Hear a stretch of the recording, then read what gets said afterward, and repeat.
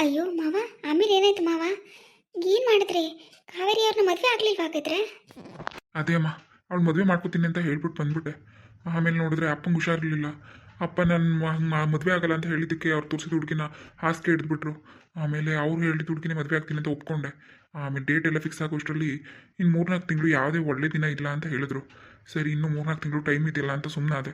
ಆದರೆ ಅಲ್ಲಿ ಆ ಕಾವೇರಿ ನೋಡೋಕೆ ಮಾತ್ರ ನಾನು ಹೋಗೋ ಪ್ರಯತ್ನ ಮಾಡಲಿಲ್ಲ. ಏನು ಮಾಡೋದು, ಅವಳ ಮೇಲೆ ಬೆಟ್ಟದಷ್ಟು ಪ್ರೀತಿ ಇದ್ರು. ನಾನು ಅವಳ ಹತ್ರ ಹೋದರೆ ಮತ್ತೆ ಅವಳಿಗೆ ನನ್ನ ಮೇಲೆ ಪ್ರೀತಿ ಬರುತ್ತೆ. ನಾವಿಬ್ಬರು ದೂರ ಆಗೋಕ್ಕಾಗೋದೇ ಇಲ್ಲ.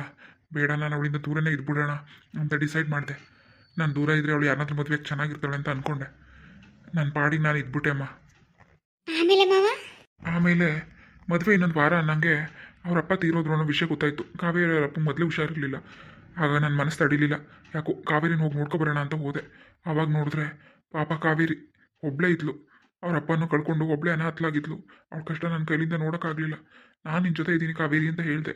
ಆದರೆ ಅಷ್ಟರಲ್ಲಿ ಅವಳು ಆಲ್ರೆಡಿ 3 ತಿಂಗಳು ಗರ್ಭಿಣಿ ಆಗಿದ್ಲು. ನನ್ನದೇ ಮಗು ಅವಳು ಹೊಟ್ಟೆಲಿ ಬೆಳೀತಾ ಇತ್ತು. ಅದನ್ನು ಕೇಳಿ ನಂಗೆ ಏನು ಮಾಡಬೇಕು ಅಂತಲೇ ಗೊತ್ತಾಗಲಿಲ್ಲ. ತಂದೆನೂ ಇಲ್ಲ, ಗರ್ಭಿಣಿ, ಒಬ್ಬಳನ್ನ ಬಿಟ್ಟು ಬರೋಕ್ಕೆ ನನ್ನ ಮನಸ್ಸಾಗಲಿಲ್ಲ.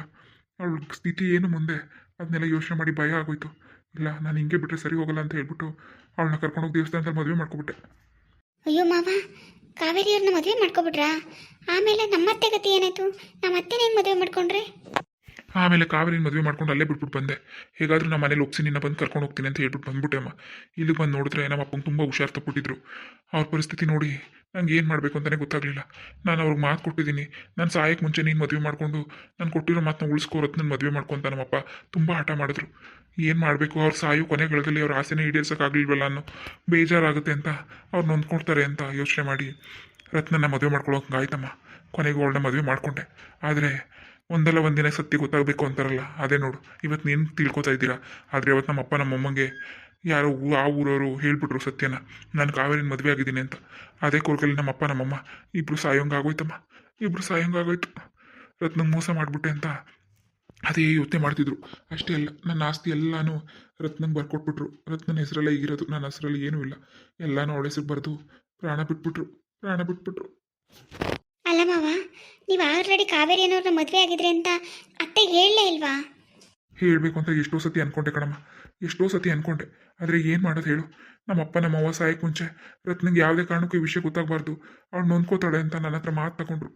ಅದೇ ಒಂದು ಕಾರಣಕ್ಕೆ ನಾನು ರತ್ನನ ಹತ್ರ ಇಲ್ಲಿವರೆಗೂ ಈ ವಿಷಯ ಹೇಳಲಿಲ್ಲ. ಅಯ್ಯೋ ಮಾವ, ನಿಮ್ಮ ಸ್ಟೋರಿ ಕೇಳಿದ್ರೆ ನಮ್ಮ ತಲೆ ಎಲ್ಲ ಕೆಟ್ಟೋಗ್ತಿದೆ ಮಾವ. ಏನು ಮಾವ ಹಿಂಗಾಗೋಯ್ತು ಪಾಪ?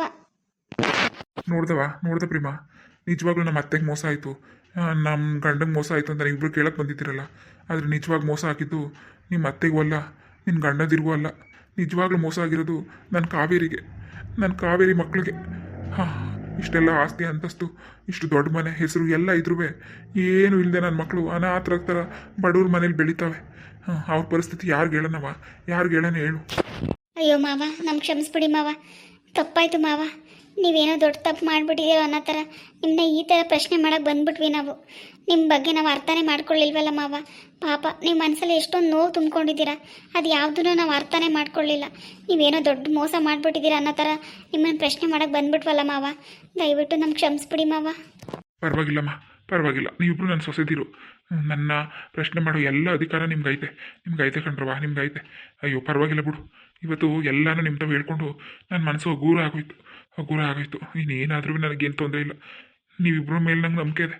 ಇವತ್ತೆಲ್ಲ ನಾಳೆ ನಾನು ಪ್ರಾಣ ಕಳ್ಕೊಂಡ್ರು ನನ್ನ ಮಕ್ಳಿಗೆ ಯಾವುದೇ ಮೋಸ ಆಗ್ತಿರೋ ಥರ ನೀವು ನೋಡ್ಕೋತೀರಿ ಅಂತ ನಾನು ಅನ್ಕೋತೀನಿ.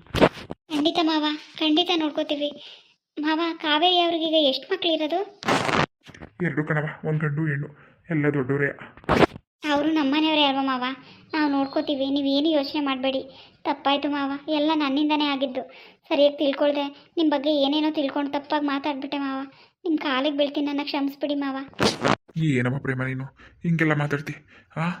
ನನಗೆ ಎಲ್ಲ ಅರ್ಥ ಆಯ್ತದೆ ಕಣವ, ಎಲ್ಲ ಅರ್ಥ ಆಯ್ತದೆ. ಅಷ್ಟು ಇಲ್ದೇನೆಯಾ ನಿಮ್ಮ ಮದುವೆಗೆ ಯಾರೂ ಒಪ್ಕೊಳ್ಳಿಲ್ಲ ಅಂದರೂ ನಾನು ಬಂದು ಮದುವೆ ಮಾಡ್ಸೋದು ನಾ ಹೇಳು?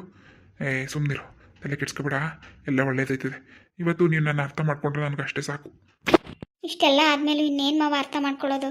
ನಮಗೆಲ್ಲ ತುಂಬ ಬೇಜಾರಾಗ್ತದೆ ಮಾವ, ತುಂಬ ಬೇಜಾರಾಗ್ತದೆ. ನಮ್ಗೆ ಕ್ಷಮಿಸ್ಬಿಡಿ ಮಾವ. ಬಿಡ್ರವ, ಎಷ್ಟು ಸತಿ ಅಂತ ಕೇಳ್ತೀರಿ ಬಿಡಿ. ಆಯಿತು, ನಿಮ್ಗೆ ಇದ್ದಿದ್ದು ಅನುಮಾನ ಪರಿಹಾರ ಆಯ್ತಲ್ವಾ? ಇನ್ಮೇಲೆ ನನ್ನ ಬಗ್ಗೆ ತಪ್ಪಾಗಿ ಮಾತಾಡ್ಬಿಡಿ ಕಣ್ರವ, ತಪ್ಪಾಗಿ ಮಾತಾಡ್ಬಿಡಿ. ನನ್ನ ಮನಸ್ಸಲ್ಲಿರೋ ನೋವೆಲ್ಲನೂ ಇವತ್ತು ನಿಮ್ಮ ಹತ್ರ ಹೇಳ್ಕೊಂಡು ಸಮಾಧಾನ ಆಗೋಯ್ತು. ಸಮಾಧಾನ ಆಯಿತು ಕಣವ. ಅವತ್ತಿಂದ ಇವತ್ತುವರೆಗೂ ನಾನು ಅನುಭವಿಸಿರೋ ನೋವು ಅಷ್ಟಿಷ್ಟಲ್ಲ ಕಣ್ರವಾ, ಅಷ್ಟಿಷ್ಟಲ್ಲ. ಆದರೆ ನಮ್ಮ ಮನಸ್ಸೆಲ್ಲ ಭಾರ ಆಯಿತು ಮಾವ. ಪಾಪ ನೀವು ಇಷ್ಟೊಂದು ನೋವು ತುಂಬಿಕೊಂಡು ಹೆಂಗಿದ್ರೋ ಏನೋ ಇಷ್ಟು ದಿನ. ನಾವು ಏನೂ ತಿಳ್ಕೊಳ್ದೆ ನಿಮ್ಮ ಬಗ್ಗೆ ತಪ್ಪಾಗೆಲ್ಲ ಮಾತಾಡ್ಬಿಟ್ವಲ್ಲ ಮಾವ. ಅಕ್ಕ ಇಲ್ಲ ಅಂತಿದ್ರೆ ಈ ವಿಷಯನ ಮನೆಯವ್ರಿಗೆಲ್ಲ ಹೇಳ್ಬಿಡ್ತಿದ್ದೆ. ಎಂಥ ದೊಡ್ಡ ತಪ್ಪಾಗ್ಬಿಡ್ತಿತ್ತು ಮಾವ, ದೊಡ್ಡ ತಪ್ಪಾಗ್ಬಿಡ್ತಿತ್ತು ನನ್ನಿಂದ. ಪ್ರೇಮ, ಆಗೋದೆಲ್ಲ ಒಳ್ಳೇದಕ್ಕೆ ಅಂತಾರೆ. ನೀನೇನು ತಲೆ ಕೆಡ್ಸ್ಕೊಬೇಡ ಕಣವ, ತಲೆ ಕೆಡ್ಸ್ಕೊಬೇಡ. ನಡೀರಿ ಬಿಸಿಲೊತ್ತು ನಡ್ರವ. ಸರಿ ಮಾವ, ಆಯಿತು ಬನ್ನಿ. ಮಾವ ಅವಾಗಲಿಂದ ಫೋನ್ ಬರ್ತಾನೆ ಐತೆ, ಯಾಕೆ ಎತ್ತುತ್ತಾ ಇಲ್ಲ ನೀವು? ಎತ್ತಿ ಮಾವ, ಯಾರ ಇರ್ಬೋದು? ಇನ್ಯಾರವ? ನನ್ನ ಮಗಳು ಮಾಡ್ತಾವಳೆ ಬಿಡು. ನಿಮ್ಮ ಮಗಳ? ಏನು ಮಾವ ಅವಳ ಹೆಸರು? ಯಾಕೆ ನೀವು ಅವ್ರ ಫೋನ್ ಎತ್ತುತ್ತಿಲ್ಲ? ಓ, ನಾವಿದ್ದೀವಿ ಅಂತನಾ? ಪರವಾಗಿಲ್ಲ, ಎತ್ತಿ ಮಾವ, ಈಗ ನಮಗೆಲ್ಲ ಗೊತ್ತಾಯ್ತಲ್ವಾ, ರಿಸೀವ್ ಮಾಡಿ ಮಾತಾಡಿ. ಹಂಗಲ್ಲ ಕಣವ ಪ್ರೇಮ, ಅವಳು ಬೇಡ ಬಿಡು. ಈಗ ಯಾಕೆ ಸುಮ್ಮನೆ ಅವೆಲ್ಲವ? ಯಾಕೆ ಮಾವ, ನಮ್ಮ ಹತ್ರ ಹೇಳಕ್ಕೆ ಏನು ಬೇಜಾರು? ಅದೇನು ಅಂತ ಹೇಳಿ ಮಾವ. ಅವಳು ಮೆಡಿಕಲ್ ಓದ್ಬೇಕಂತ ಕಣವ, ಡಾಕ್ಟರ್ ಆಗಬೇಕಂತೆ. ಅದಕ್ಕೆ ನನಗೆ ಹಿಂಸೆ ಕೊಡ್ತಾವಳೆ ಕಣವ, ಒಂದು ವಾರದಿಂದ ಹಿಂಸೆ ಕೊಡ್ತಾವಳೆ. ಏನು ಮಾಡೋಣ, ನಾನು ಏನೂ ಮಾಡೋ ಪರಿಸ್ಥಿತಿಲಿ ಇಲ್ಲ. ಅದಕ್ಕೆ ಅವಳು ಫೋನ್ ಎತ್ತದೆ ಸುಮ್ಮನೆ ಇದ್ದೀನಿ. ಇಲ್ಲ ಮಾವ, ಅವಳು ಓದ್ತೀನಿ ಅಂದರೆ ನೀವ್ಯಾಕೆ ಫೋನ್ ಎತ್ತುತ್ತಾ ಇಲ್ಲ? ಯಾಕೆ? ಅವಳು ಓದೋದು ನಿಮ್ಗೆ ಇಷ್ಟ ಅಲ್ವಾ ಮಾವ? ಈ ಕಾಲದಲ್ಲಿ ಡಾಕ್ಟ್ರ್ ಓದ್ತೀನಿ ಅಂತಂದರೆ ಎಷ್ಟು ಖುಷಿ ಅಲ್ವಾ ಮಾವ? ನಮ್ಮನೇಲಿ ಒಬ್ಳು ಓದ್ತಾಳೆ ಅಂದರೆ, ಅದು ಡಾಕ್ಟ್ರ್ ಆಗ್ತಾಳೆ ಅಂದರೆ ಖುಷಿ ಅಲ್ವಾ? ಯಾಕೆ ಓದೋದು ಬೇಡ ಅಂತನಾ ನೀವು? ಇಲ್ಲ ಕಣವ, ಹಂಗಲ್ಲ. ಗೌರ್ಮೆಂಟ್ ಸೀಟ್ ಸಿಗಲಿ ಅಂತ ಅದೇನೇನೋ ಬರೆದ್ಲು, ಯಾವುದ್ರಲ್ಲೂ ಸಿಗ್ಲಿಲ್ಲ ಕಣವ. ಈಗ ಪ್ರೈವೇಟ್ ಕಾಲೇಜ್ಗೆ ಅಡ್ಮಿಟ್ ಮಾಡುವಂತ ಕೂತವಳೆ. ಅಡ್ಮಿಷನ್ ಮಾಡೋಕ್ಕೆ ದುಡ್ಡು ಎಲ್ಲಿದ್ದವ? 20-30 ಲಕ್ಷ ಬೇಕಂತೆ. ಎಲ್ಲಿಂದ ತರನವ? ಅದಕ್ಕೆ ಫೋನ್ ಎತ್ತದಾನೆ ಸುಮ್ಮನೆ ಕೂತಿದ್ದೀನಿ. ಏನು ಮಾವ, ಏನು ಮಾತಾಡ್ತಾ ಇದ್ದೀರಾ ನೀವು? ಏನು ಹೇಳ್ತಿದ್ದೀರಾ ನೀವು? ನನಗೇನು ಅರ್ಥನೇ ಆಗ್ತಿಲ್ಲ ಮಾವ. 20 ಲಕ್ಷ ದುಡ್ಡಿಲ್ವಾ ನಿಮ್ಮ ಹತ್ರ? ಅಲ್ಲ ಮಾವ, ಲಕ್ಷಾಂತರ ರೂಪಾಯಿ ಆಸ್ತಿ ಅಂತಸ್ತಿದೆ, ಬೇಕಾದಷ್ಟು ದುಡ್ಡು ಬೀರಲ್ಲಿ ಬಿದ್ದು ಕೊಡಿತಾ ಇದೆ. 20 ಲಕ್ಷ ಇಲ್ಲ ಅಂತ ಹೇಳ್ತಿದ್ದೀರಲ್ಲ ಮಗಳನ್ನ ಓದ್ಸೋಕ್ಕೆ, ಇದು ಯಾವ ನ್ಯಾಯ ಮಾವ? ಏನು ಮಾಡೋಣ? ಬೇಕಾದಷ್ಟು ಆಸ್ತಿ ಅದೇ, ದುಡ್ಡು ಅದೇ ಮನೇಲಿ. ಆದರೆ ಅದು ಯಾವುದು ನಂದಲ್ಲ, ಎಲ್ಲ ನಿಮ್ಮ ಅತ್ತೆ ಹೆಸರಲ್ಲಿರೋದು. ₹1 ಕೊಡಬೇಕು ಅಂದರೆ ಅವಳು 100 ಪ್ರಶ್ನೆ ಕೇಳ್ತಾಳೆ. ಅಂಥದ್ರಲ್ಲಿ 20-30 ಲಕ್ಷ ಕೊಡು ಅಂದರೆ ಸುಮ್ಮನೆ ಕೊಟ್ಟಾಳವ? ಅವಳಿಗೆ ಏನಂತ ಕಾರಣ ಹೇಳಾನೆ ನಾನು? ಹೇಳು. ಅದೆಲ್ಲ ನಡೀತಿರೋದು ಬಿಡು. ನನ್ನ ಮಕ್ಕಳನ್ನ ಕಾವೇರಿ ಅವ್ರ ಮನೆ ಕೆಲಸ ಮಾಡ್ಸಾಕ್ತವಳೆ ಕಣವ, ಅವ್ರ ಮನೆ ಕೆಲಸ ಮಾಡ್ಸಾಕ್ತವಳೆ. ಏನು ಹೇಳ್ತಾ ಇದ್ದೀರಾ ಮಾವ? ಯಾಕೆ ಹಿಂಗೆ? ಅಲ್ಲ ಮಾವ, ಒಂದು ಕಣ್ಣಿಗೆ ಬೆಣ್ಣೆ ಒಂದು ಕಣ್ಣಿಗೆ ಸುಣ್ಣನ? ಅವರು ನಿಮ್ಮ ಮಕ್ಕಳೇ ಅಲ್ವಾ ಮಾವ? ನಿಮ್ಮನೆ ಮಕ್ಕಳೇ ಅಲ್ವಾ? ಇದೆಲ್ಲ ಅವ್ರಿಗೂ ಸೇರ್ಬೇಕು ಮಾವ. ಯಾಕೆ ಅವ್ರನ್ನ ಅಷ್ಟು ಥರ ಬೆಳೆಸ್ತಾ ಇದ್ದೀರಾ ನೀವು? ಇನ್ನು ಏನು ಮಾಡೋಣ ಹೇಳು. ನನ್ನ ತಾವು ಎಲ್ಲೈತೆ ಎಲ್ಲ ನಿಮ್ಮ ಅತ್ತೆ ಹೆಸರಲ್ಲೈತೆ. ಅವಳು ಕೊಡ್ತಾಳ? ನಾನು ಇನ್ನೊಂದು ಮದುವೆ ಆಗಿದೆ, ನನ್ನ ಮಕ್ಕಳವ್ರೆ ಕೊಡು ಅಂತ ಕೇಳೋಕ್ಕಾಗದ ನಾನು? ಹೇಳು. ಅವಳು ತಾನೇ ಹೆಂಗೆ ಕೊಡ್ತಾಳೆ?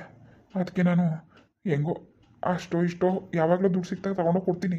ಇನ್ನು ಮೆಕ್ಕಿದ್ದು ಅವಳೇ ಪಾಪ ಅಲ್ಲಿ ಇಲ್ಲಿ ಕೆಲಸ ಮಾಡಿಸಿ ಆಗ್ತಾವಳೆ ಕಣವ. ಈಗ ಮೆಡಿಕಲ್ಗೆ ಹೆಂಗವ ಸೇರಿಸೋದು?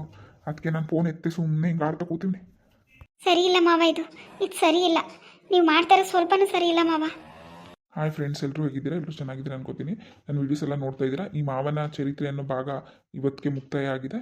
ಇನ್ನು ನಾಳೆ ಸ್ಟೋರಿನೇ ಮುಂದುವರಿತದೆ. ದಯವಿಟ್ಟು ಎಲ್ಲರೂ ನೋಡಿ ಸಪೋರ್ಟ್ ಮಾಡಿ. ವಿಡಿಯೋ ಇಷ್ಟ ಆದರೆ ಲೈಕ್ ಮಾಡಿ, ಕಮೆಂಟ್ ಮಾಡಿ, ದಯವಿಟ್ಟು ಸಬ್ಸ್ಕ್ರೈಬ್ ಮಾಡ್ಕೊಳ್ಳಿ. Thank you so much.